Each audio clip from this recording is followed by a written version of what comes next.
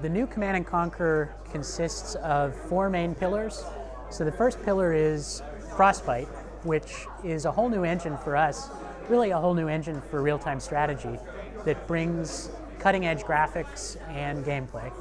Second pillar is live service. This product won't have everything in it the day that we launch, but it will grow over time as we add new game modes, new missions, new generals.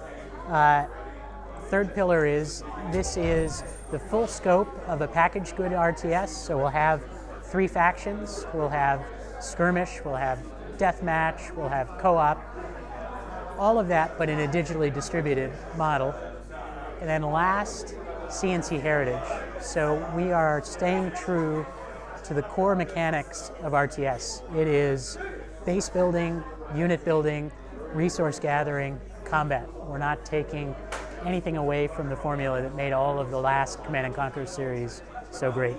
Today we're showing a pre-alpha, so it's really early code, but it already shows the first three factions. So it's got the EU faction, which is kind of a high-tech faction, the Asia-Pacific Alliance, which is all about big armies overwhelming your opponent with force.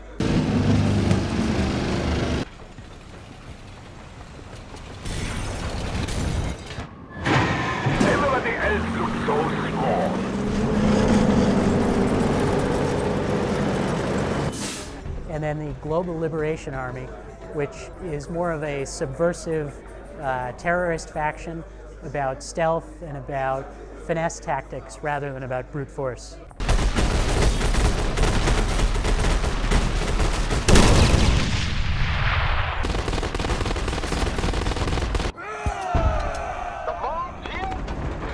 At one point in our development, we were focused on Generals 2 as a product. We've adapted to now be this broader platform for content that includes new factions over time and will eventually branch out to go back to the Tiberium, Red Alert universes, and even completely new fictions.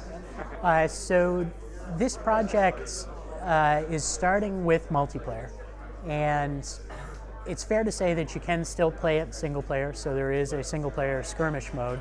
There's also a co-op onslaught mode, we call it, where waves of enemy units come in and attack you.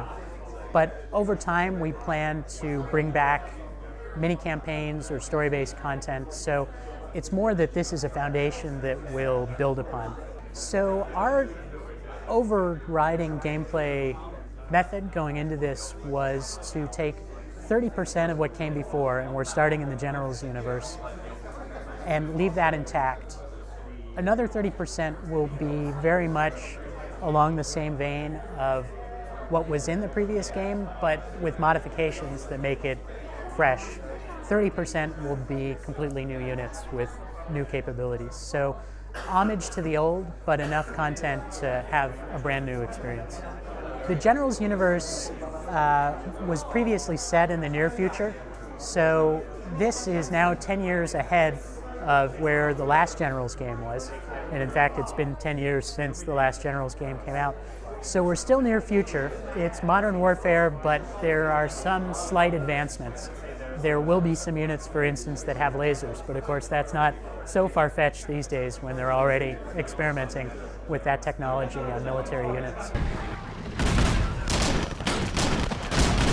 Vostok, let's blossom.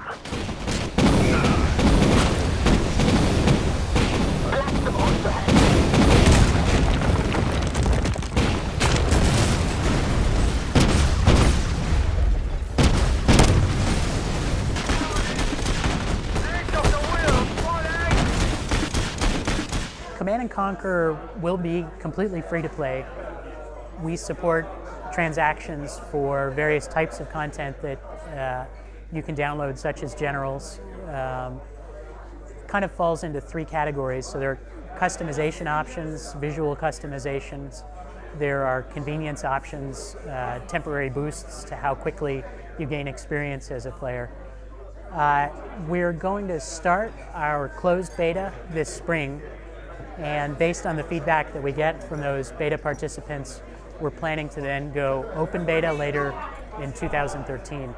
And as an online product, unlike a box product, there isn't a fixed, we have to get everything done for this date. It's going to be a continually evolving process based on feedback that we get from players.